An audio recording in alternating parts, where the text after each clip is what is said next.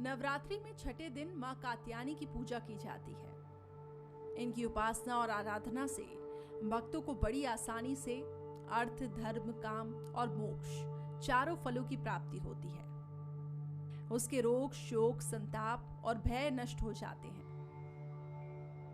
जन्मों के समस्त पाप भी नष्ट हो जाते हैं। कात्य गोत्र में विश्व प्रसिद्ध महर्षि कात्यायन ने भगवती पारंबा की उपासना और कठिन समय में की। उनकी इच्छा थी कि उन्हें पुत्री प्राप्त हो। मां भगवती ने उनके घर में पुत्री के रूप में जन्म लिया, इसलिए ये देवी कात्यायनी कहलाई। इनका गुण शोध कार्य है, इसलिए इस वैज्ञानिक युग में कात्यायनी का महत्व सर्वाधिक हो जाता है।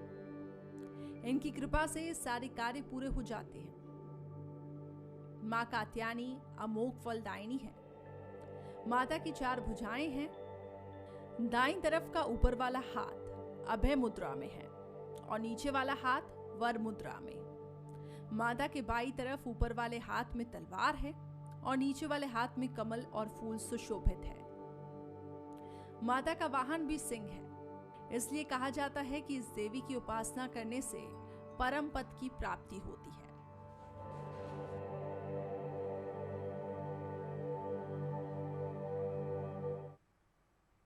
तो शारदीय नवरात्र का आज 6वां दिन है। मां कात्यायनी की पूजा की जा रही है। नमस्कार, मैं हूं आपके साथ करिश्मा।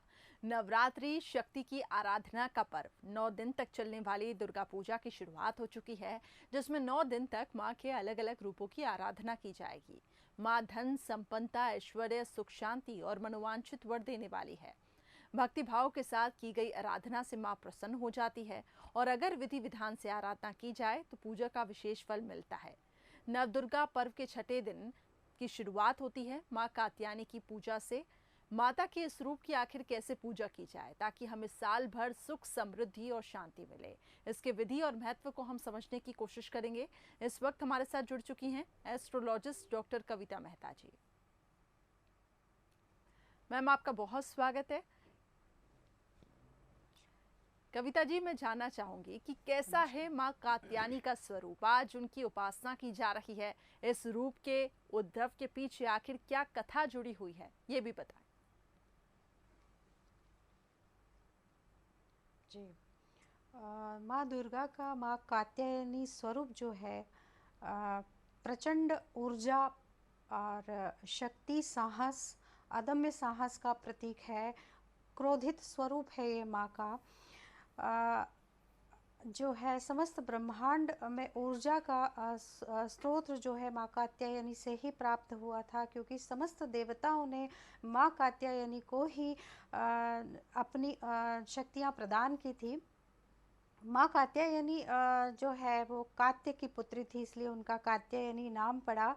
पराम्बा माँ की शक्ति भी माँ कात्यायनी के अंदर मौजूद है।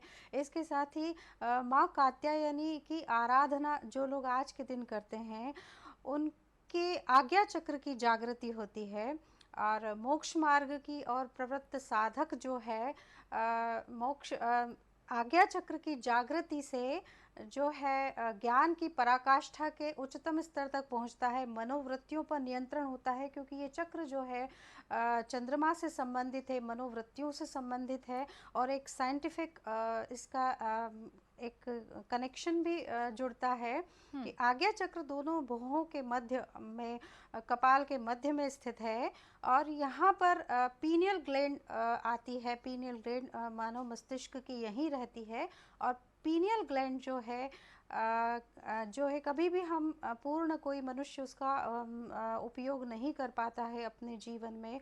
पूर्ण रूप से उसकी परिपक्वता किसी मनुष्य में नहीं होती है।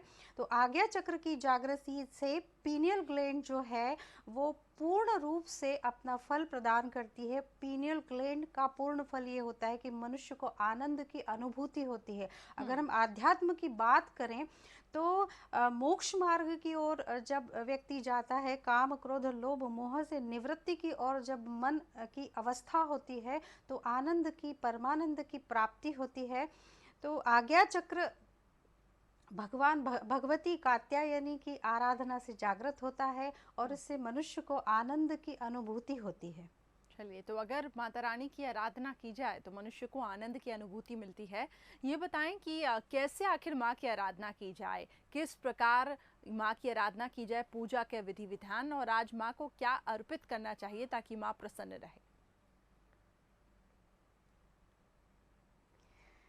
आज माँ कात्यायनी विशेष तौर से गृहस्थियों के लिए विशेष गृहस्थी इसकी इनकी आराधना करें तो गृहस्थ सुख प्राप्त होता है, पति पत्नी के आपसी संबंध प्रगाढ़ होते हैं। तो माँ की आज आराधना करें तो साथ में भगवान शिव को भी रखें, उनकी भी आराधना करें।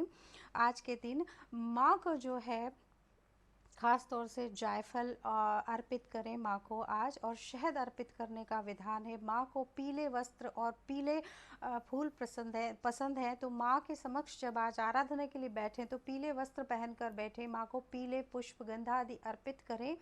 उसके बाद माँ का जो है कात्यायनी कवच, कात्यायनी स्तोत्र और कात्यायनी के बीज मंत्रों का आज जाप करें, और भगवान शिव को जो है आज विशेष पूजन में स्थान दें। चलिए, तो भगवान शिव को भी आज पूजन में विशेष महत्व दें और उनकी भी पूजा अर्चना आज के दिन की जानी चाहिए। ये बहुत ही महत्वपूर्ण बात आपने बताई आज के दिन। लेकिन आखिर क्या ऐसे उपाय करें ताकि माँ प्रसन्न हो और मनोकामनाएं पूरी हो जाएं?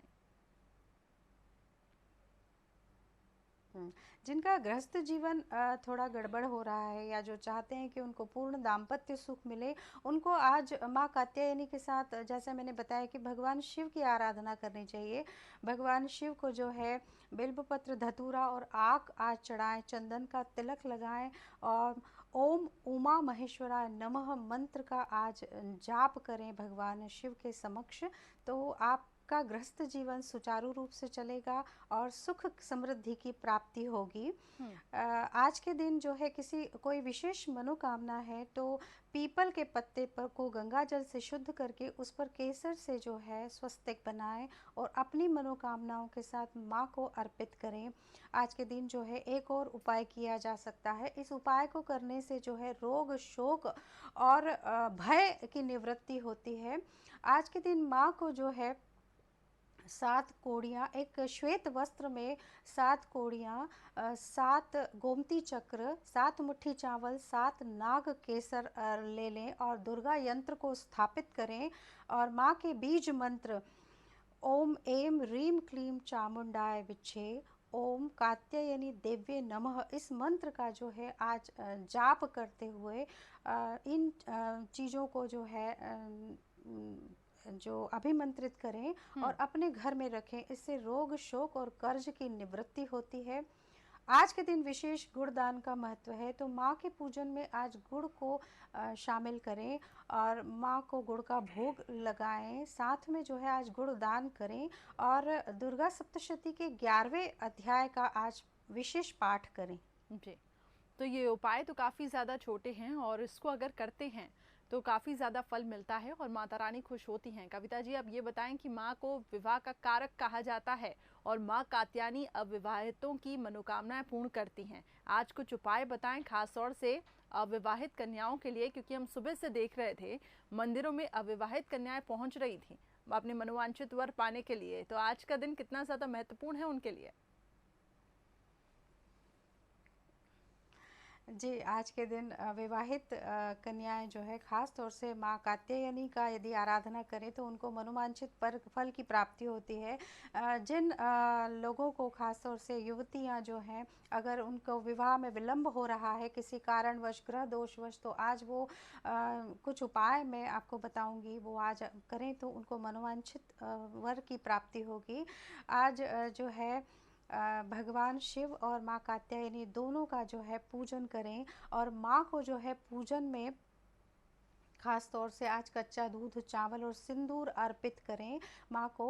पूजन के वक्त आज जो है पपीते की जड़ को आज माँ के विग्रह के निकट रखें और पूजन के पश्चात उस पपीते की जड़ को जो है पीले कपड़े में लपेट कर गले में धारण करें तो इच्छित वर की प्राप्ति होती है।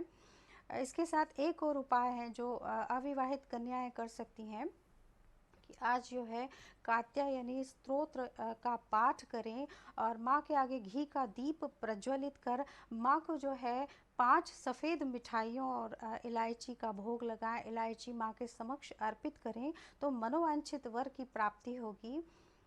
एक और उपाय आप इसके साथ ही कर सकते हैं कि आज के दिन जो है कात्यायनी कवच का पाठ करें, कात्यायनी स्तोत्र का पाठ भी कर सकते हैं। और यदि पीले चंदन की माला से आप जाप करें और उसके साथ माँ को जो है 7 हल्दी की गांठें, 7 सिक्के, चने की दाल और गुड़ आज अर्पित करें और अपनी मनोकामना उनके समक्ष रखें तो विशेष आपको विवाह में जो है, जो विलंब हो रहा है उसमें विवाह से संबंधित मामलों में गति आएगी।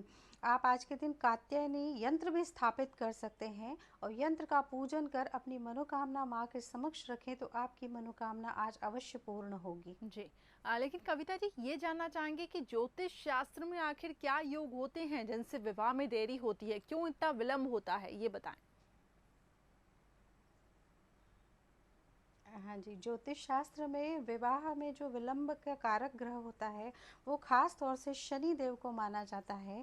यदि आपके विवाह स्थान में जो सप्तम स्थान होता है विवाह का बतलाया गया है, यदि वहाँ पर शनि देव विराजमान है तो विवाह में विलंब होता है।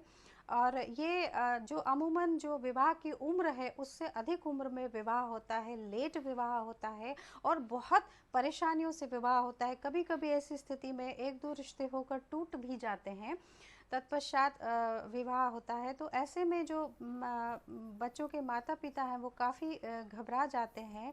तो आज के दिन ऐसे विशेष महत्वपूर्ण इसलिए भी है क्योंकि माँ कात्यायनी का आशीर्वाद यदि वरदान स्वरूप प्राप्त हो जाए तो ये विलंब का समय जो है वो कम हो जाता है।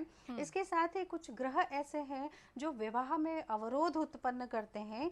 यदि सूर्य मंगल लग्न में या सप्तम भाव में विराजमान है, यानी विवाह स्थान में विराजमान है और स्वयं के स्वभाव स्थान में विराजमान है, राहु यदि विराजमान है वहाँ पर, तो विवाह विच्छेदन की स्थितियाँ निर्मित करते हैं और विवाह में अवरोध उत्पन्न करते हैं, दाम्पत्य सुख की प्राप्ति नहीं होती है। तो माँ कात्यायनी देवी का जो है आज के दिन विशेष पूजन अर्चन करें तो इन ग्रहों की बाधाएं, इन ग्रहों से संबंधित दोष भी जो है नष्ट होते हैं। जी बिल्कुल, अनंत शक्तियों से संपन्न है माँ का ये स्वरूप और इसलिए अगर माँ की कामना की जाए और जो उपाय कविता जी बता रही हैं अगर वो किए जाए तो मनोवांछित फल मिलता है। अब ये बताएं कि जैसे कि हम विवाह के विलंब की बात कर रहे थे, तो क्या मंगल दोष भी विवाह में देरी करवाता है, इसके बारे में बताएं। हाँ जी, मंगल दोष भी विवाह में विलंब करवाता है। यदि एक मंगल दोष का एक पर्टिकुलर टाइम होता है, एक अवस्था, एक उम्र होती है, अगर वो उम्र किसी कारण से निकल जाए तो मांगलिक जातकों का विवाह काफ़ी विलंब से होता है और मंगल के कारण विवाह सुख पूर्ण प्राप्त नहीं हो पाता है।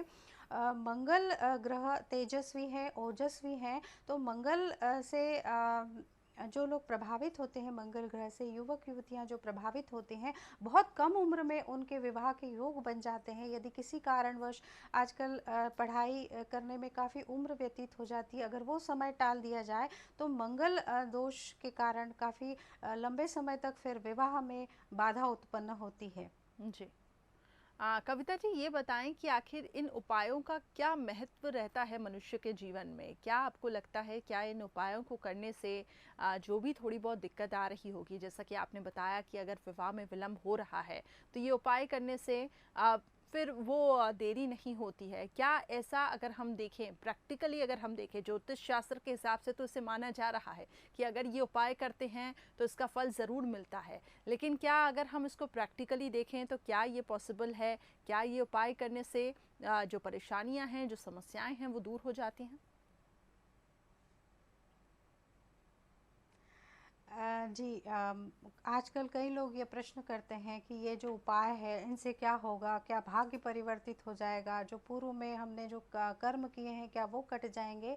तो बहुत सीधा सा उत्तर है उसका कि बिना कारण के कार्य नहीं किया जाता। एक मनुष्य की प्रवृत्ति होती है, मनोवृत्ति होती है। तो यदि मन वचन कर्म से किसी कार्य को भावना के साथ किया जाए तो आपके अंदर भी परिवर्तन आते हैं। माँ का आशीर्वाद तो प्राप्त होता ही है, ईश्वर का आशीर्वाद इन उपायों से तो प्राप्त होता ही है, लेकिन आपके अंतर मन में जो परिवर्तन आता है, आपके बिलीफ सिस्टम में जो बात बैठ जाती है, वो बहुत गहराई से इफ़ेक्ट करती है आपके तन मन और आपके आसपास की ओरा पर। तो अभिष्ट की प्राप्ति ऐसे में बहुत आसान हो जाती है। इसीलिए ये जो उपाय है, माता को प्रसन्न करें। माता जो है ऐसा नहीं है कि आप एक पान का पत्ता चढ़ा देंगे तो माता प्रसन्न हो जाएगी। माँ को उस पान के पत्ते की कोई आवश्यकता नहीं है। जो जगत जननी है, जो देने वाली है, जो हजारों हाथों से देती है, वो किसी एक वस्तु के अर्पित करने से प्रसन्न नहीं हो सकती। माँ उस भाव से प्रसन्न होती है, जिस भाव से आप उनका पूजन करते हैं, जिस भाव से उनकी आप आराधना करते हैं। आपके मन की अवस्था उस समय क्या है, उसका फल आपको निश्चित प्राप्त होता है। जी, और ये बहुत ही ज़्यादा इम्पोर्टेंट बात आपने कही, क्योंकि माता को आप क्या अर्पित करें, माता तो खुद देने वाली है, लेकिन अगर उस भावना के साथ अगर आप अर्पित भी करते हैं एक छोटी सी चीज़, एक छोटी सी भेंट, तो माता रानी अवश्य प्रसन्न हो जाती है। अब ये बताएं कि अगर हम थोड़ा राशियों के हिसाब से चलें तो आज किस राशि वालों को थोड़ी सी सावधानी बरतनी होगी, कुछ खास उपाय आप हमारे दर्शकों को बताएं। जी, आज जो है मकर कुंभ राशि वाले जातक विशेष सावधानियां बरतें। अ, मानसिक रूप से जो है उच्चाटन हो सकता है, तो माँ जो है मनोवृत्तियों को नियंत्रित करने वाली है। ख़ास तौर से अगर मन विचलित दिखाई दे तो माँ के समक्ष बैठकर शांत और शुद्ध मन से माँ की आराधना करें। आज के दिन संकल्प लें कि अपनी मनोवृत्तियों को नियंत्रित करेंगे, अपने मन को हर एक व्यक्ति के लिए शुद्ध रखेंगे, तो जो है आपको मानसिक तनाव और स्ट्रेस जो नहीं होगा। माँ की आराधना से जैसे मैंने पहले भी बताया कि आज्ञा चक्र की जागृति होती है, और आज्ञा चक्र जो है पीनियल ग्लैंड उसके बिल्कुल निकट है, ऐसा कहा जाता है।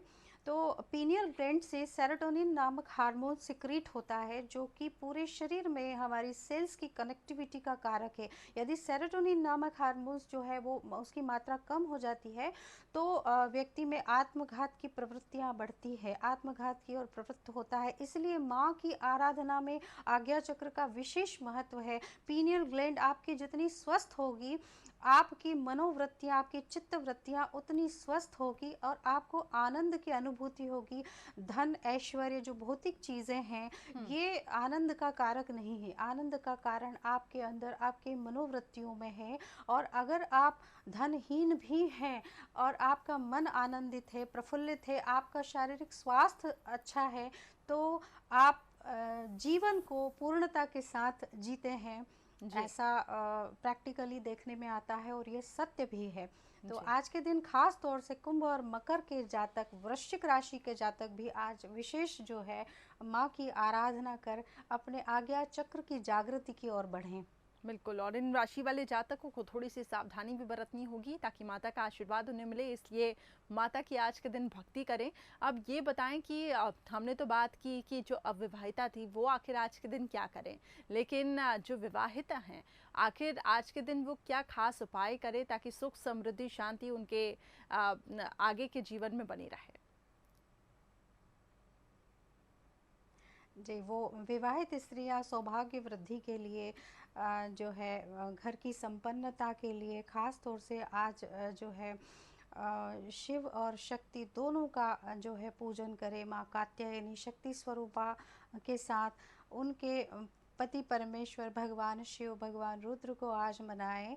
इसके लिए आप रामचरितमानस के बाल कांड से शिव पार्वती विवाह जो है उस कथा को पढ़ें, सुने और सुनाएं, मनन करें, सौभाग्य में वृद्धि होगी। जी, चलिए, तो ये खास उपाय हैं खासतौर से उन विवाहित स्त्रियों के लिए ताकि सुख समृद्धि और शांति बनी रहे।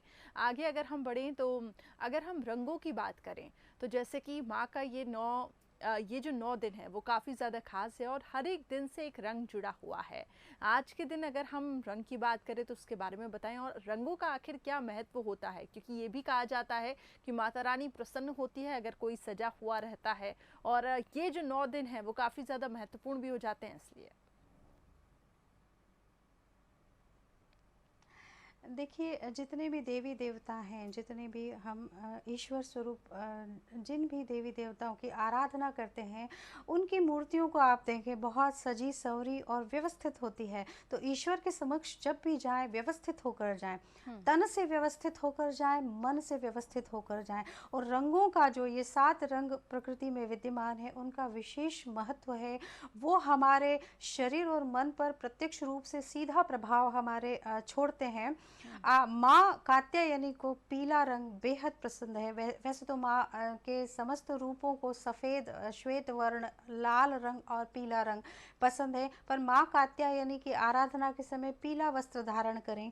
पीला रंग जो है वो गुरु ग्रह का कारक है, और माँ कात्यायनी के अधीन है गुरु ग्रह।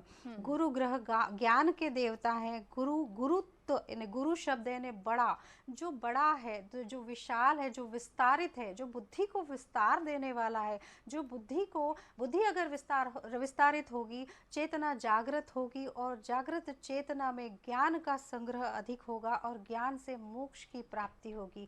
तो आज के दिन अगर पीला वस्त्र धारण करते हैं और तो गुरु ग्रह बलवान होता है, क्योंकि माँ कात्यायनी देवी जो है वो गुरु ग्रह को नियंत्रित करती है। साथ ही माँ कात्यायनी देवी जो है वो चंद्रमा, आज्ञा चक्र जो चंद्रमा जिसका कारक है, तो गुरु और चंद्र ये दोनों ग्रह, तो अगर इन दोनों ग्रहों की हम बात करें तो अगर ये दोनों ग्रह मिल जाते हैं तो गज केसरी योग का निर्माण होता है। और गज केसरी योग वास्तव में मनोवृत्तियों से संबंधित है, मन की शुद्धता से संबंधित है। व्यक्ति का ओरा बेहद सकारात्मक हो जाता है गज केसरी योग में, और उसको अपनी मनोवृत्तियों के अकॉर्डिंग फल की प्राप्ति होती है।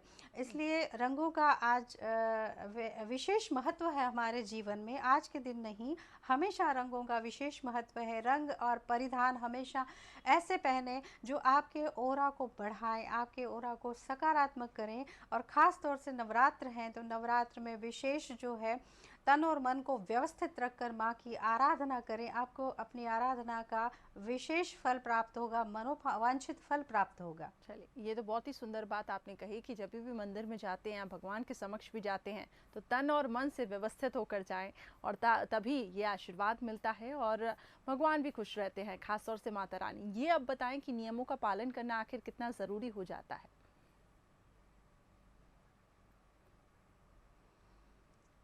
देखिए, माँ जो है वो अदम्य साहस का प्रतीक है। माँ दुर्गा के जितने भी रूप हैं उनमें से अधिकांश रूपों में अदम्य साहस प्रतीत होता है। साहस और दुस्साहस एक ही सिक्के के दो पहलू हैं। ज्योतिष शास्त्र में कहा जाता है कि अगर मंगल कुपित होता है तो व्यक्ति दुस्साहसी हो जाता है, और दुस्साहस डर को जन्म देता है। अगर हम मनोवृत्तियों का विश्लेषण करें तो आप देखिए कि दुस्साहस जो है वो गलत कार्यों से आता है, गलत तरीके से किए गए कार्यों से आता है, और ऐसा दुस्साहस जो है भय को जन्म देता है, और साहस जो है सत्य से उत्पन्न होता है। तो जो है इस तरह से हम इन चीज़ों को, मनोवृत्तियों को विशेष तौर से समझ सकते हैं माँ के स्वरूप से। जी। चलिए कविता जी, एक आखिरी संदेश आप हमारे दर्शकों को देना चाहेंगी क्या आज के दिन खास उपाय करें, कुछ खास मंत्र, ताकि जीवन भर सुख, समृद्धि और शांति बनी रहे? आज के दिन जो है वो ख़ास तौर से तन मन से शुद्ध होकर माँ के जो कवच है, कात्यायनी कवच का पाठ करें, कात्यायनी स्तोत्र का पाठ करें, और दुर्गा सप्तशती के 11वें अध्याय का पाठ करें। ख़ास तौर से 9 दिनों में ही आप व्रत करें, उपवास करें, आप पूजन करें, जो भी करें, लेकिन मन की शुद्धि के साथ करें, तन की शुद्धि के साथ करें, तो मनोकामना निश्चित पूर्ण होनी है। ये बिल्कुल सत्य है, ये अकाट्य सत्य है। जी, चलिए बहुत बहुत शुक्रिया डॉक्टर कविता जी हमारे साथ जुड़ने के लिए। आपने बहुत ही महत्वपूर्ण जानकारियां हमारे दर्शकों के साथ शेयर की है। नमस्कार। नमस्ते, जय माता दी। तो देखा आपने कि माँ कात्यायनी की अगर पूजा करते हैं तो काफ़ी फल मिलते हैं, लेकिन बहुत ज़रूरी है कि जब भी आप माता के सामने जाएं तो तन और मन से व्यवस्थित होकर जाएं, ताकि माता रानी का आशीर्वाद आप पर सदैव बना रहे। तो इसी के साथ इस खास पेशकश में फ़िलहाल इतना ही। मुझे दीजिए इजाज़त। नमस्कार।